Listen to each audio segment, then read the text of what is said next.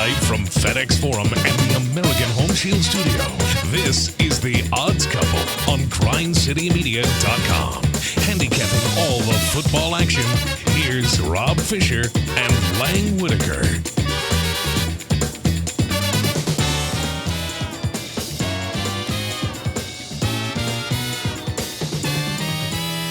And hello, good people. Welcome to The Odds Couple. Week 7 of the college football season. 7 already. Amazing. Flying by. Week 6 in the books. We will look back at a couple of things from Week 6. And we'll get you set for all the action coming up in Week 7 here on this edition of The Odds Couple. Lance Taylor will join us coming up a little bit later on from Birmingham and WJOX to handicap the action with us. Also a special appearance by Vinnie Verno. So he joins us each and every week here on The Odds Couple as well. Rob Fischer, Lang Whitaker with you. How are you, man? I'm good. How are you? Good. Interesting Week 6. Had a big top 10 battle. Got another one this week. So some excitement as we get into conference play. Yeah, so we're going to start with our 3 things we learned. Yeah. I would say Georgia's got a little something. I didn't think Georgia had really been inspiring this year at any point, and then they get down to Tennessee and they just put the gas pedal to the floor. It was against Tennessee, but they fell behind and then covered a huge number. Yeah. Got that late defensive stop to get the cover. Jake Fromm, as boring as he can be, 24 of 29, 288 yards. It's like death by 1,000 cuts against him. He's not going to take huge shots down the field. He's not going to put you in trouble, but he's going to cover what you need done. He'll get it done. So I thought Georgia's got a little something there, and I was kind of reluctant to include them in that top tier of teams, but I think really they do belong there. Yeah. Defensively, they were really good against Tennessee. We'll talk more about them later, but I think we can stick a fork in Auburn. Really? Yeah. I mean, they looked so bad in the first half of that game, and it was close. Like, every time they turn the ball over, you look up, and they're only down one, down the field goal. I thought they weathered the storm and would be okay, but it just never came. No, and Nix just couldn't get out of his own way, to be honest, and was throwing into double coverage and stuff. Like, they couldn't run the ball. They just couldn't do anything right, I felt like. And their schedule, man, they still have tough games coming up. Yeah. Still got to play Alabama. I just don't know if they're going to – I don't think we can take them out of that top tier. Yeah? Fair? Yeah. The other thing I thought was interesting, I'm going to keep this a little closer to home, Kenny Gainwell, Memphis, against Louisiana Monroe, 209 yards on 14 carries. Week before that, Navy, 104 yards on 14 carries. The week before that, South Alabama, 145 yards on 16 carries. Like, maybe there's something kind of special going here. I know Pat Taylor's was expected to kind of be the guy. Yeah. But he's been hurt. He's probably still out this week against Temple, who's really good against the run. But Gainwell's averaging 8 yards a carry. He's done it week after week after week. So maybe there's something there that's worth keeping an eye on. Yeah, pretty interesting stuff. I think what I learned this week, UCF is gettable. That's 2 losses now in the last 3 weeks. They're not the force that we've seen. Still really good football team. I mean, that was a tough loss, tough environment in Cincinnati. Cincinnati's good team. Good team. So, nothing to be ashamed of. But, that's a game that you'd expect UCF the last couple of years that they would have rolled because they were rolling everybody. Yeah. Another thing, Ohio State and Wisconsin, maybe 2 of the most overlooked playoff teams at this point. Maybe not Ohio State as much because they've kind of been on the radar at least from the beginning of the year. But they're dominating, just dominating on both sides of the ball. And then Wisconsin, I know people don't like to put them in that mix because we just perceive Wisconsin as being a boring Big Ten football team.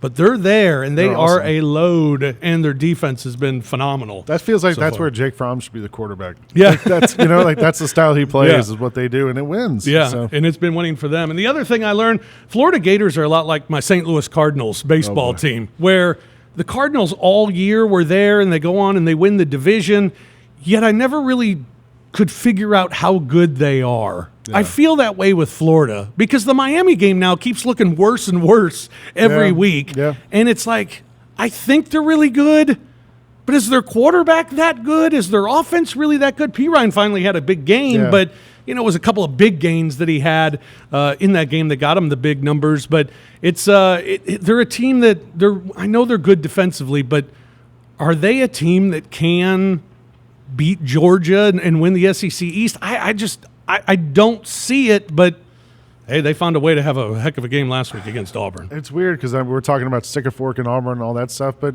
Florida scored 24 points, right? They won by 2 possessions, 4 turnovers. There's a lot of things you could pick them apart for. And for them, I mean, they're undefeated. Give them that. Yeah. Like, they haven't lost a game. They've won everything they've had to win. But they've got some tough tests coming up. Yeah, some big ones last week in the SEC, including the Georgia Bulldogs winning at Tennessee 43-14. Tennessee led this game 14-10. And I thought Tennessee showed something in that first quarter, that they looked like a capable football team that at least could beat average teams. Well, they completed one long pass. They came in right off the bat. Bang, got that long touchdown. They changed the quarterback to Vernon Maurer, however you pronounce his name, to come in and start over Garantano. However you pronounce his name. Yeah, they got a couple mouthfuls of quarterback. But they made some changes. There was some energy there. Like, there had been all this talk about Georgia fans having a red out in Knoxville, but they managed to keep it pretty heavy. Tennessee fans, it looked like. And they had the lead and felt like, they have a little momentum here. And I was watching at home, and I was like, there's no way Georgia's going to lose this game. Yeah. There's no way they're going to lose to this Tennessee team.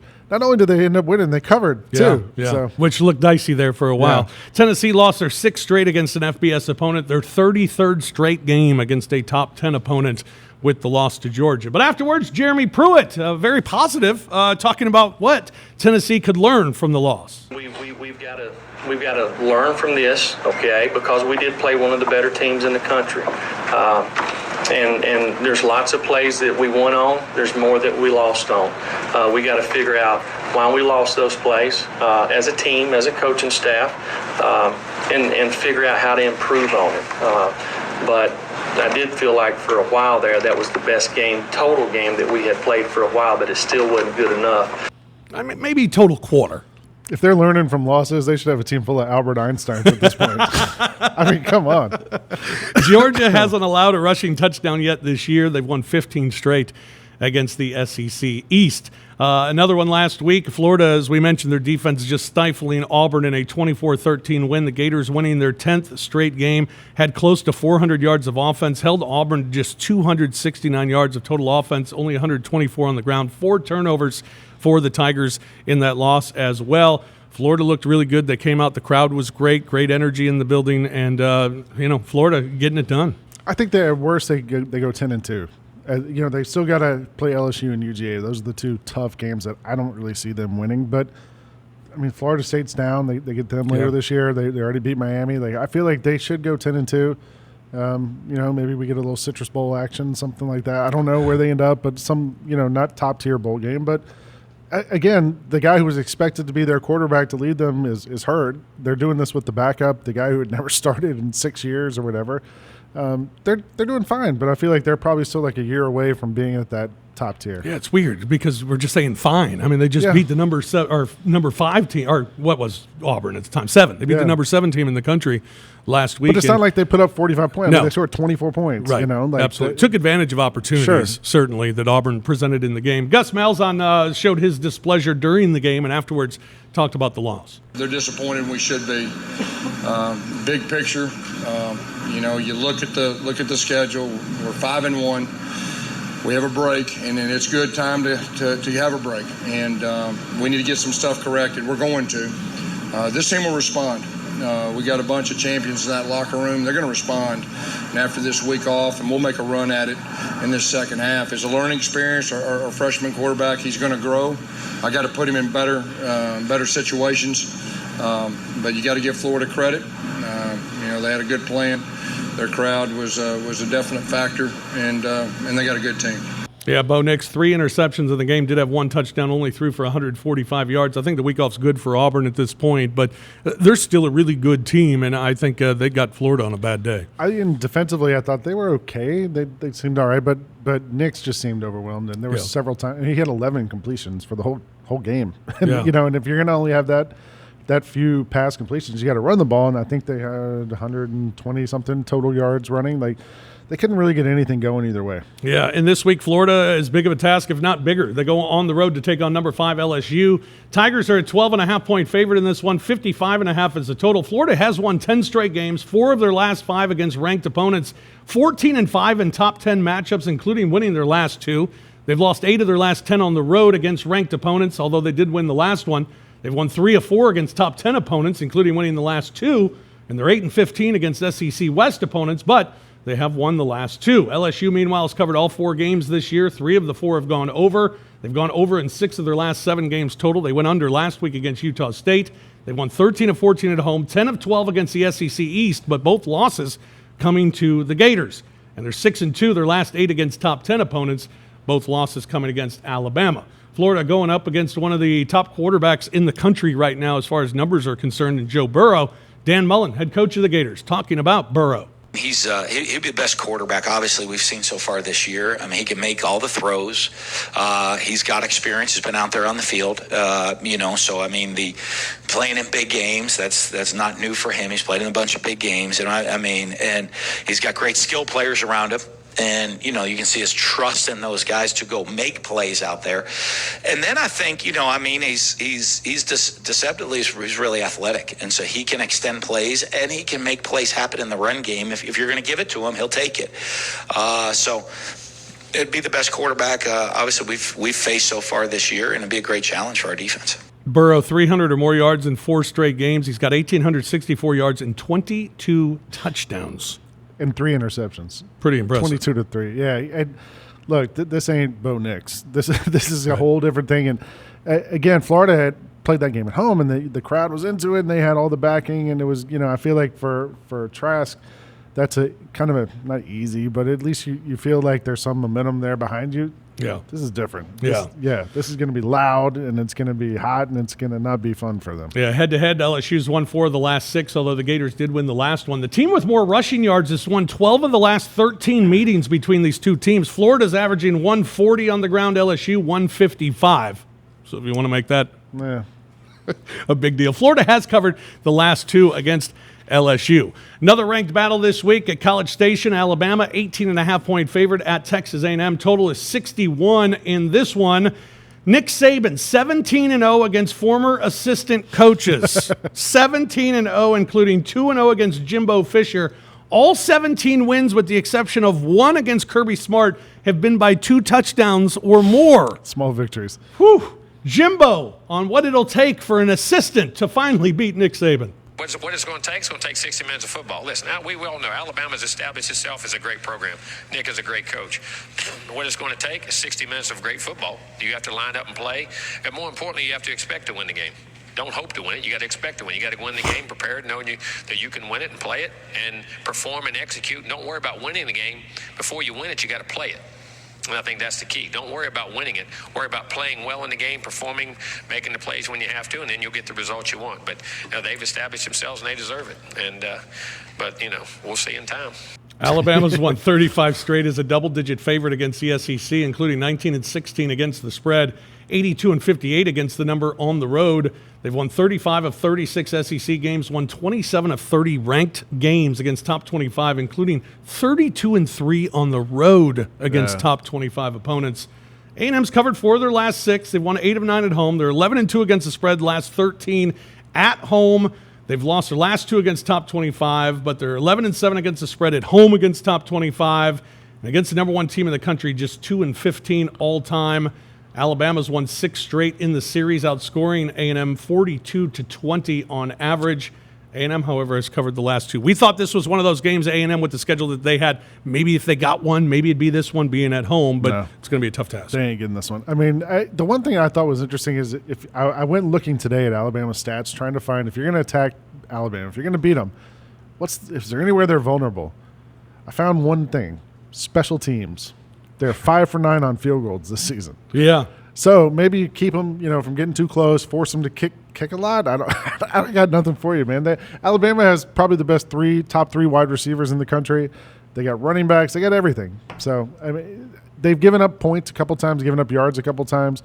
I don't know if Texas A&M can give them that much trouble, though. Yeah, Alabama's, as I said, has won 6 straight in the series. A&M's covered the last 2. Alabama 4-0 at A&M. They're 6-1 against A&M in the SEC. We saw one thing that Ole Miss was able to do was run the ball against Alabama. A&M really hasn't established a running game just yet. I also wonder how much of a surprise that was with Ole Miss when they bring in Plumlee and maybe you're not expecting that. You're not expecting the running game. If you give Alabama time to prep for something, they'll be okay against it.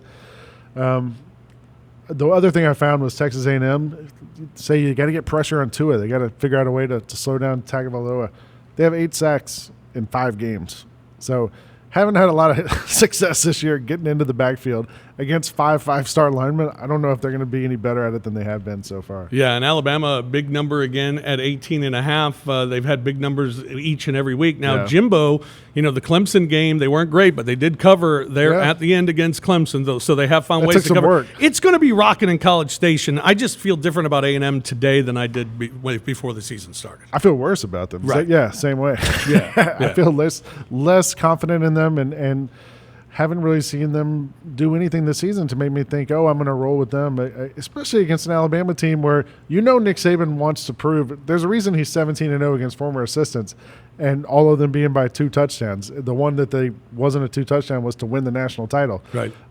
So I would say, I feel fine rolling with Nick Saban here and trusting him. Yeah, tough not to roll with Nick Saban in this spot. Other action, another game in the SEC, an SEC tilt. Arkansas at Kentucky. Kentucky is 7.5-point favorite. That total at 54.5.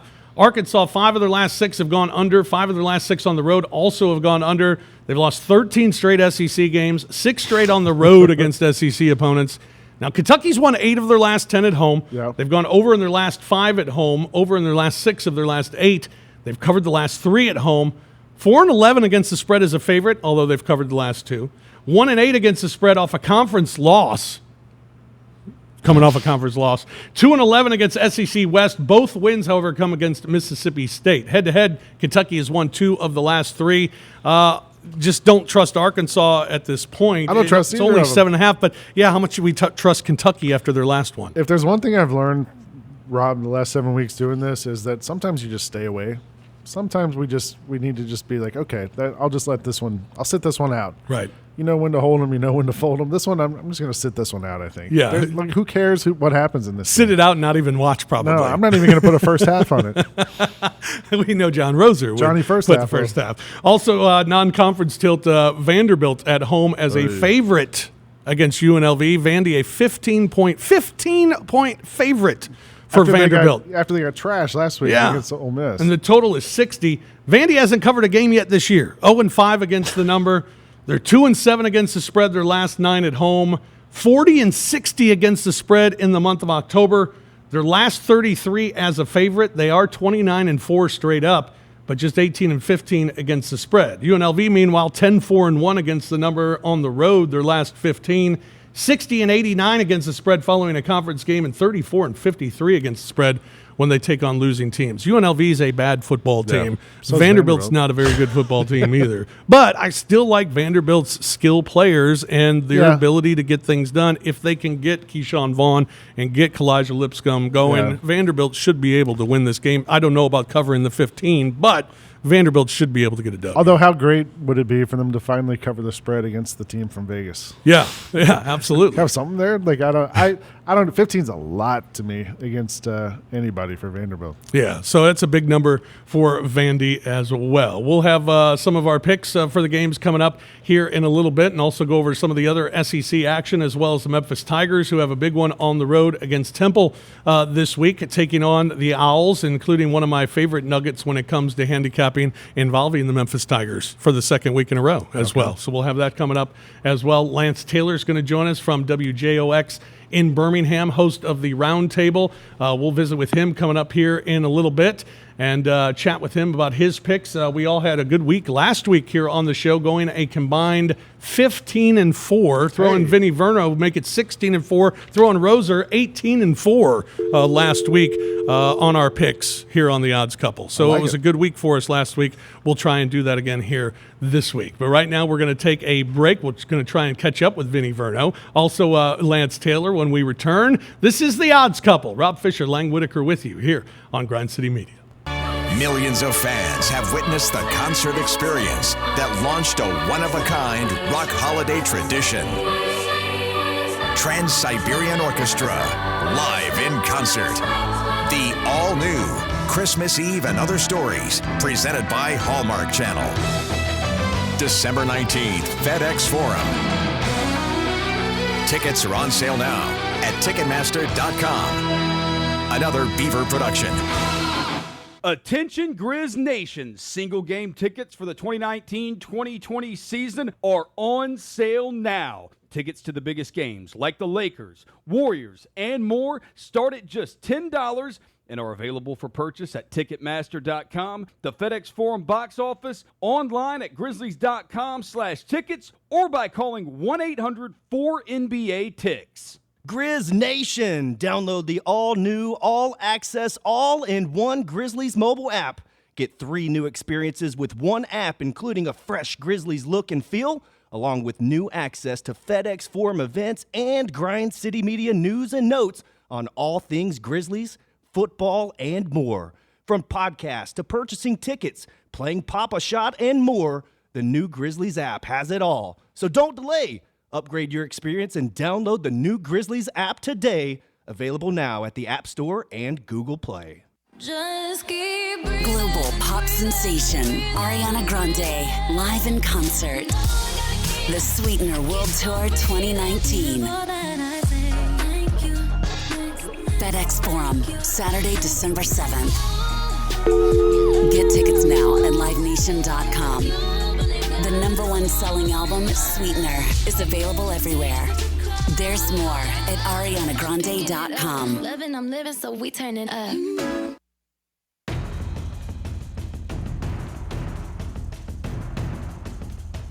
Welcome back to GrindCityMedia.com, live from FedEx Forum and the American Home Shield Studio. Now, here's more of the odds couple, Rob Fischer and Lang Whitaker. Bob Seger and the Silver Bullet Band are bringing the Roll Me Away tour to FedEx Forum on Saturday, October 12th at 8 p.m. Tickets are on sale now at Ticketmaster.com, all Ticketmaster outlets, by phone at 800-745-3000 or at the FedEx Forum box office. We welcome you back to the odds couple. Rob Fischer, Lang Whitaker with you here, getting you ready for Week 7 of the college football season and looking back at Week 6. One of the teams we talked about at the top of the show, Ohio State, they continue to just dominate. They had a sluggish first quarter against Michigan State, but then turned it on and rolled, beating a ranked opponent 34-10 over the Spartans. I think a lot of us talked about, I think we thought that Michigan State was going to be the first real test for Ohio State, and then they thumped them. So they still get Penn State, still got Michigan. Do we count that as a real test? Yeah. Even though as real as it's going to be. They scored 10 points against Iowa. I mean, that was a thriller. 10-3. I think Ohio State at this point, unless Penn State can knock them off somehow, I don't know who stops them. Yeah, Ryan Day, head coach of the Buckeyes, talking about what got them going against Sparty. We had a third down conversion. I think it was to KJ, and then we got into a rhythm, and then we kind of go. And I think maybe we wore them down a little bit more in the second quarter. I didn't want to play too fast and keep our defense on the field at points during the game. But then there were other times we picked up the pace, and we ended up getting 74 plays, and that's a good day for us. And I think when we can play with depth and we play 74 plays, you can maybe wear some teams down. And I think we did that at times. But they're stout in there, and it's hard to run, and so it was hard early on. We knew that was going to happen, though. But we did face adversity. I mean, that was not a good quarter of football on offense. But again, when you're playing against a team like Michigan State, things like that are going to happen. You have to respond, and I thought we did. J.K. Dobbins, 172 yards and a touchdown. It was a sluggish first quarter, but 34 points, 34-10. That's the lowest total that they've had this year. Their opponents have scored 10 or less now in 5 of 6 games this season. They're awesome. On both sides of the ball. Yeah, they're great. I think they're clearly one of the top 4 teams in the country. Yeah, they have been terrific. Ohio State with that victory. They improved to 6-0 now on the season as well. The number 4 team in the country, although now I guess tied with Georgia as the number 3 team in the country. Yeah. So whatever that means. I mean, I guess when Georgia, a little further down the line, they play a couple more higher ranked teams, maybe they separate a little bit from that. But It looks pretty. At this point, I would have Ohio State ahead of them. Yeah, Ohio State, they have a bye week this week, so they will have the week off this week before they get going again. It's time to talk about all the action coming up this weekend, and joining us from the Roundtable on WJOX in Birmingham. You can also check him out on Twitter at @TheLanceTaylor, and don't forget to check out lanceslock.com. Lance Taylor joins us from Birmingham. Good afternoon, Lance. Hello, Lance.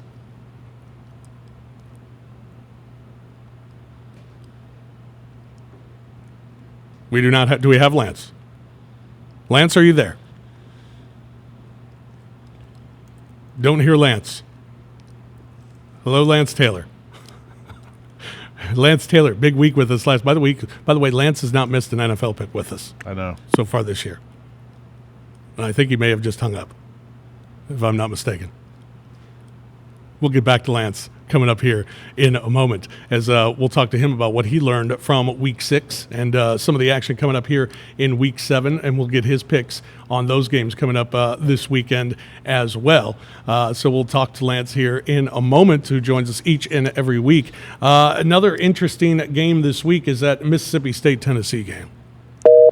Because that's the perfect sound effect for how I feel about that game. Yeah. Why is that interesting? Because Mississippi State's been so hard to figure out this year, and I don't know how good they are. And they're a 6.5-point favorite going on the road to Neyland Stadium against Tennessee. I know how bad Tennessee has been this year, but they looked like they had a life last week, a pulse last week against Georgia. You're talking about like it was a close game throughout. It was for a quarter. Jeremy Jeremy Pruitt said it was their best game overall. I said their best quarter and overall. then Pruitt took that quarterback out who was playing well, and then Georgia almost killed the guy in the fourth quarter, Maurer. I turned around and they were lifting him up off the sideline. Look, Tennessee is going to make teams look like the Patriots. That's what they've done all year. And I have no problem backing Mississippi State, given 6.5, 7, 8, whatever it ends up being in this game at Neyland Stadium. It'll be, I think, interesting is what I think interesting, because Mississippi State, I don't know how good they are either. But maybe Tennessee got a little life from last week. Maybe. So we'll see. Mississippi State has gone over in 5 of their last 6, under in 7 of their last 9 on the road, although the last one was over. They've won 7 of their last 11 against the SEC East, but Tennessee's numbers are awful, and we'll get to those coming up here in a moment. 0-4 against the spread so far this year, 3-14 against the number at home, 1-8 at home against the SEC against the spread, 1-8 at home against the spread following an SEC game. So it's just awful, dreadful numbers. 0-4 of their last 5 at home. They've lost 16-17 against the SEC West. I love it. But Tennessee has won 6 of 7 against State, although they did lose the last one. Yeah. 0-4 of the 5. Tennessee against Mississippi State in those 7 games have averaged 38.3 points per game. There's no way they're going to approach that in this game. Okay. Yeah, I can hear you. We'll pick that game coming up here in a few moments as well. That's one of our games that we're going to pick this week. So looking forward to that, to see where we pick on that one. Lance Taylor from WJOX in the Roundtable. Let's see if we got Lance. Hello, Lance. Hello, fellas. Hey, you got me? We got you, man. How you doing, buddy? Nice.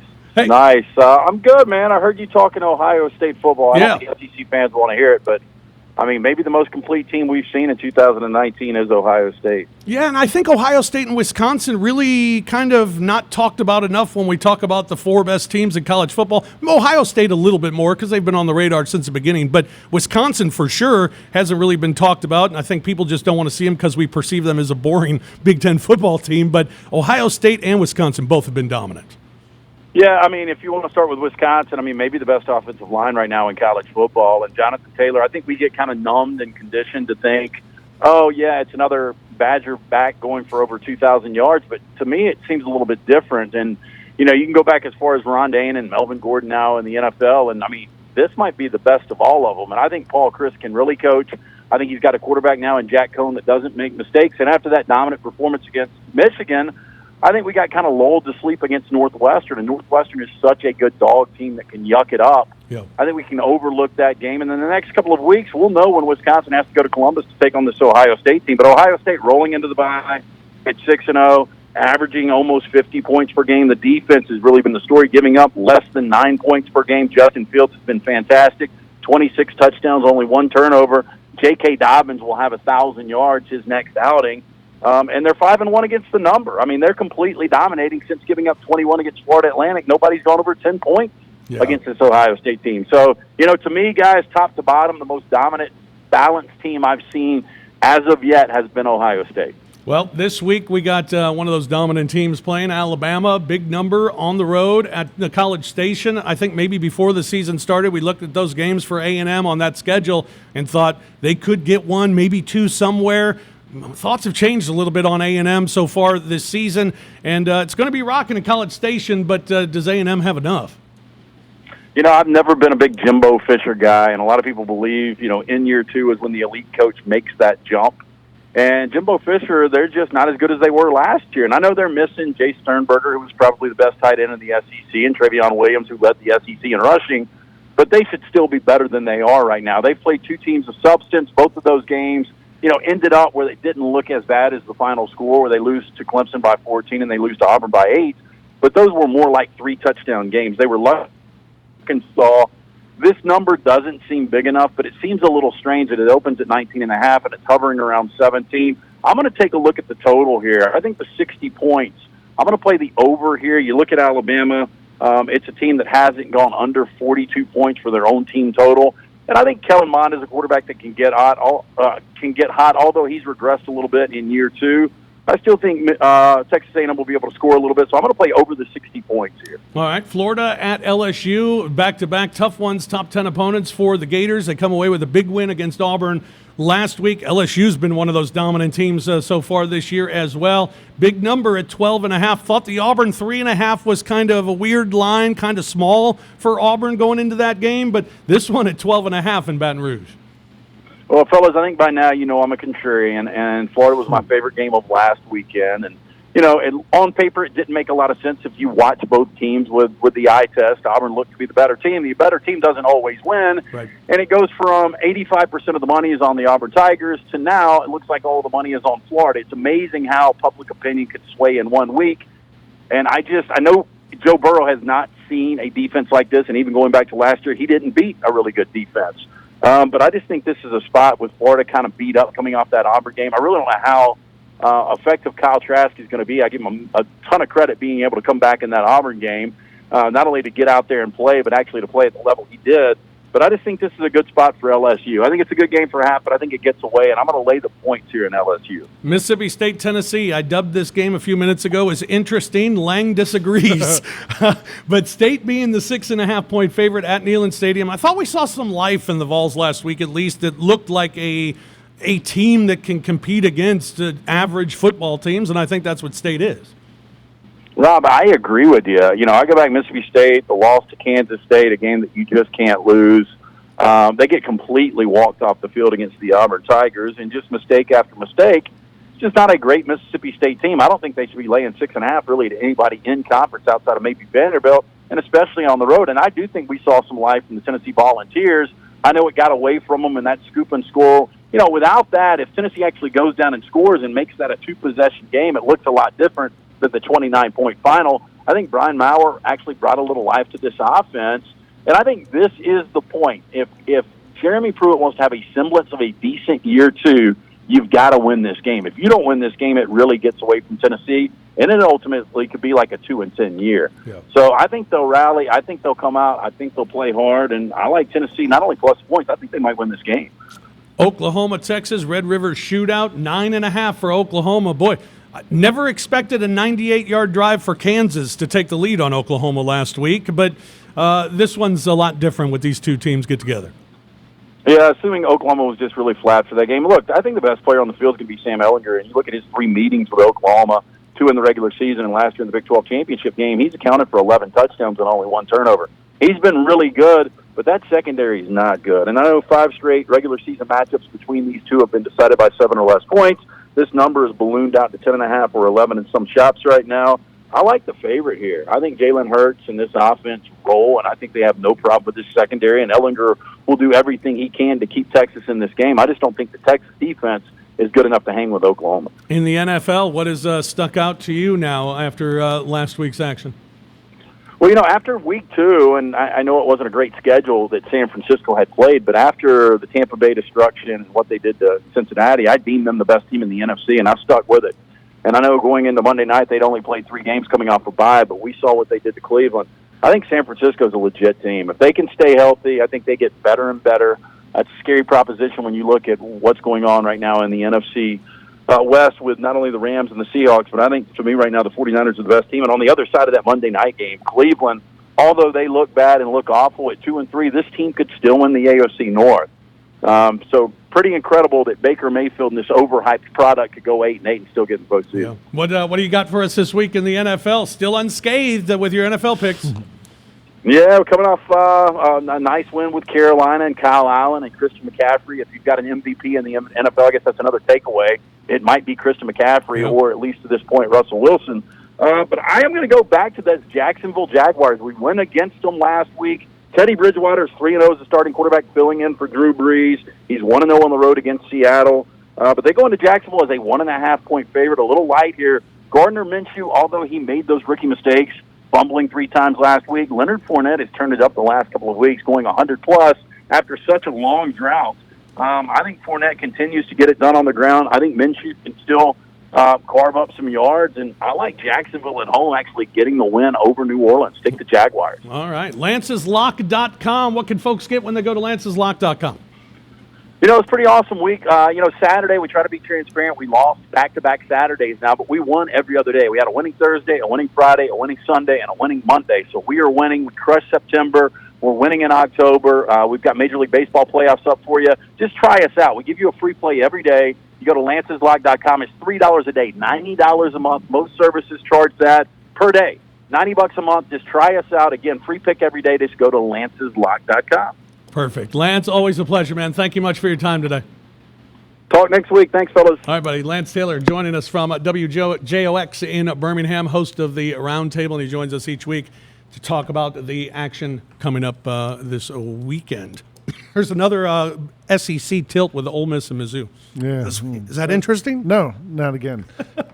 I mean, at least Plumlee seems like he's the guy there, and I would assume like that he's kind of fun to watch. He makes them interesting, but I don't Kelly Bryant got banged up last week. Hopefully, he sounds like he's okay. Yeah. But yeah, those games like Missouri ends up being one of the more disappointing teams to me this season. Like I think a lot of people had high hopes for them. You think he's getting in there and they're gonna have a chance to make a run at it, but they just really haven't done much this year. And they're 4-1, but it just doesn't feel like a great 4-1. I mean, the 1 is really bad, losing to Wyoming, but the 4-1 just still doesn't feel like they're rolling. And I don't feel like other teams are looking at them like, we don't have to play them down the road. Yeah. Like earlier in the season, I think I looked at them as a team that was going to cause some problems for a lot of other teams in the SEC, but at this point, I don't think so anymore. Yeah, Mizzou an 8.5-point favorite, 56 the total in this one.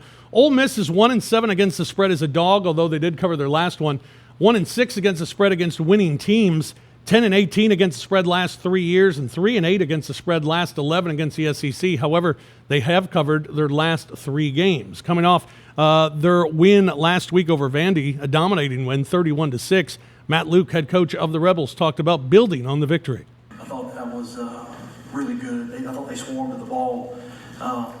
Offensively, being able to rush for 400 yards and coming out in the second half and having a really good third quarter. We talked about in the locker room. Really pleased with that. Just want to keep building on this. I think there's a lot of stuff we have to get better at, but just moving forward, just continuing to build and get better. Right at the halfway point in the season, just trying to figure out ways to get better and to build on this win moving forward. Mizzou's win last week over Troy, 42-10, covering that number. They're 3-1 in lined games this season, 3 of them going under. They've won 18 of 23 in the regular season. They're 11-3 against the spread at home, including covering their last 5 games. Under in their last 7 at home as well, and under in 8 of their last 10 overall. 7-9 straight up against the SEC West, and head-to-head, Mizzou 6-1 all-time against Ole Miss, including winning the last 5. And Ole Miss has scored more than 14 points just once against Mizzou. I feel like they have an identity now. Like, heading into the season, Ole Miss, we were kind of like, another team that's going to struggle at the bottom of the SEC West. But they can run the ball, and Plumlee gives them something exciting. 400 yards that's real. Yeah. So if they can have something now that they say, all right, this is what we do. We know what we're good at. Let's do this. That gives them something at least to build off of going forward. Hey, Vinnie Verno, usually we have the pleasure of him joining us in studio, but Vinnie Verno is joining us today on the telephone. Vinnie, are you there? Yeah, I'm here. Guess where I am? I don't know if I should guess. Cancun. Oh, big week last week, huh? $1 million made because of one man, Jon Roser Plumlee. John, that was taking candy from a baby. So I spent my $1 million.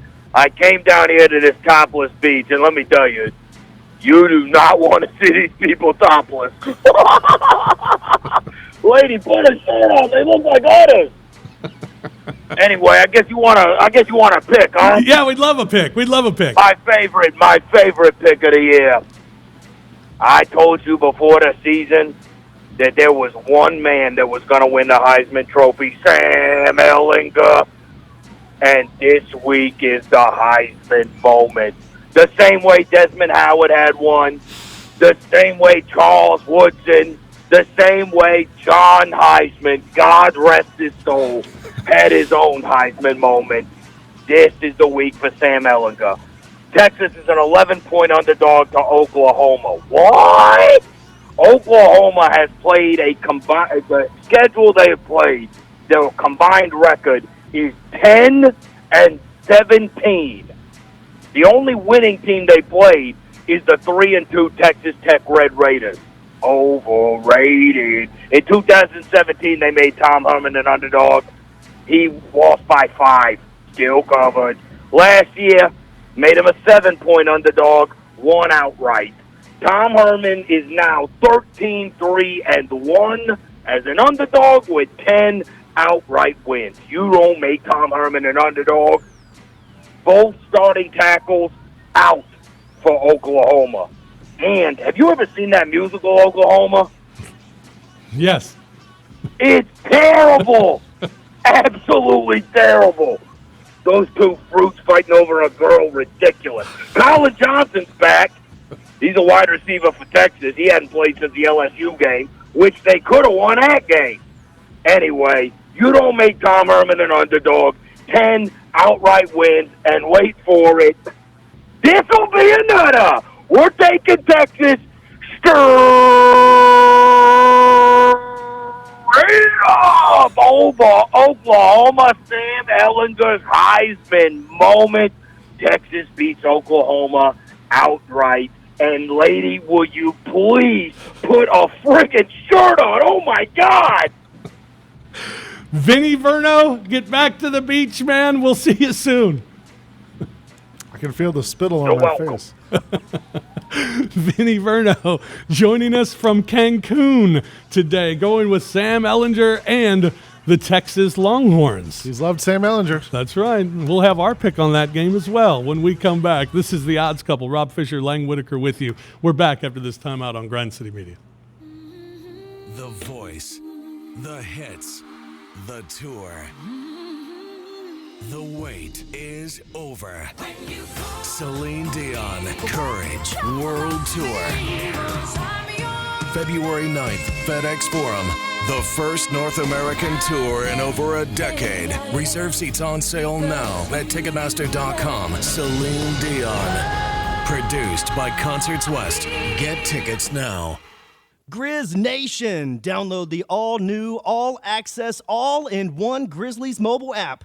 Get 3 new experiences with one app, including a fresh Grizzlies look and feel, along with new access to FedEx Forum events and Grind City Media news and notes on all things Grizzlies, football, and more. From podcasts to purchasing tickets, playing Pop-A-Shot, and more, the new Grizzlies app has it all. So don't delay. Upgrade your experience and download the new Grizzlies app today. Available now at the App Store and Google Play. Grizz Nation. All new 10, 22, and flex packs for the Grizzlies 2019-2020 season are on sale now. Save big on single game prices and guarantee your seats to the best games and promotions for the upcoming year, including the Lakers, Warriors, and more. Choose from half season, weekend, and big game plans, plus enjoy extended payment options, all starting at $12 per game. Get your new pack today and call 901-888-HOOP or shop at grizzlies.com. Welcome back to the Odds Couple on GrindCityMedia.com. Live from FedEx Forum and the American Home Shield Studio. Here's the Odds Couple, Rob Fischer and Lang Whitaker. Attention Grizz Nation, single game tickets for the 2019-20 season are on sale now. Tickets to the biggest games like the Lakers, Warriors, and more start at just $10 and are available for purchase at Ticketmaster.com. FedEx Forum box office online at Grizzlies.com/tickets or by calling 1-800-4-NBA-TICKS. Welcome back to the Odds Couple, getting you set for Week 7 of the college football season. Rob Fischer and Lang Whitaker with you. Memphis Tigers last week, another nice win against Louisiana Monroe. Monroe wouldn't go away. Yep. Tigers finally put it away late in the game with a defensive score, but defense giving up 33 points last week. Interesting note, Louisiana Monroe had 256 rushing yards. Tigers now, in their last 37 times that they've allowed 200 rushing yards, they're 5-32, including wins in the last 2 weeks, allowing 200 or more rushing yards against Navy, and now this week against last week against Louisiana Monroe. Temple's actually pretty good against the run. They're averaging like 125, I think, a game, giving up that many. So it scares me a little bit that Brady White might come into the equation here, and we might have to depend on him for Memphis to pull this thing out. But Kenny Gainwell, if he can keep doing what he's doing, maybe it doesn't matter who he runs against. Sure. Memphis comes in as a 3.5-point favorite at Temple. The total is 50.5. Tigers head coach Mike Norvell talking about the Owls' defense. Yeah, this is the best defense we've played this year. You look at them. This is their front seven. The forcing unit, even how they utilize their defensive backs in the run game.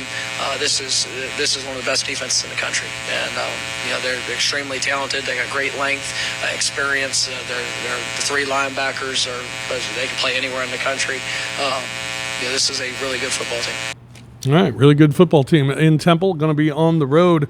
Tigers 4-0 against the spread this year, 8-3 against the number of their last 11 games. 19-35 against the spread as a 3.5 to 10-point favorite last 54 times that has happened. 10-2 in NFL stadiums. They'll be playing this one in Lincoln Financial Field in Philadelphia. 10-2 in NFL stadiums. And my favorite nugget, 9-1 now against bird mascots after knocking off the Warhawks last week. 9-1 against bird mascots. Only loss came to Temple in 2015. Temple, meanwhile, 16-6 against the spread as a home dog of 3.5 to 7 points, and 6-1 against the spread their last 7 at home. Head-to-head, 2-2 these two teams. Memphis just 3 offensive touchdowns in the last 3 games against the Temple Owls. One other SEC tilt this week, South Carolina in Athens, Georgia, to take on the Bulldogs. Georgia, 24.5-point favorite, another big number for Georgia this week. Total at 55.5. South Carolina, 11-4 against the spread as a dog.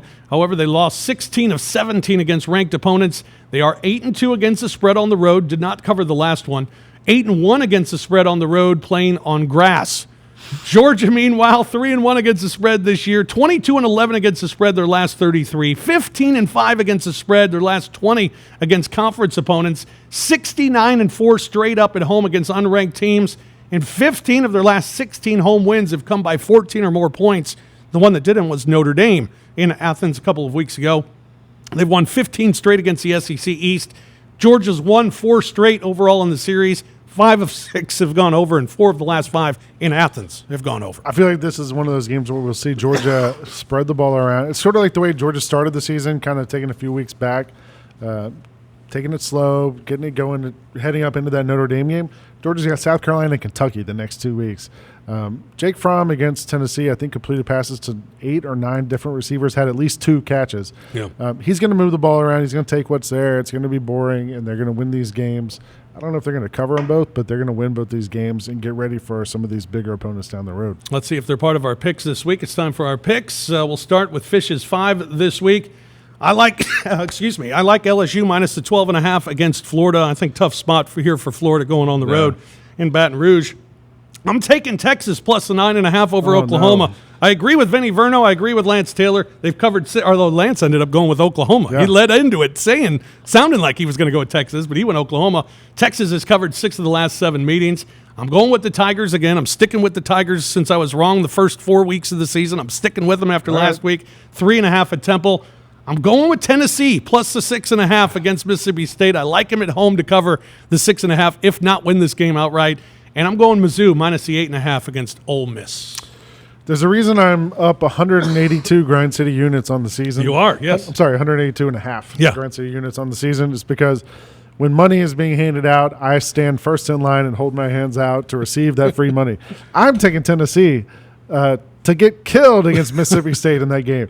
Mississippi State's going to cover that. The only other difference in our picks was I'm going Oklahoma instead of Texas. I feel like 9.5 is a lot of points, but I feel like Jalen Hurts, this is not a game he's going to get nervous. I mean, he's played in national championship games. This is not a big deal for him playing against Texas.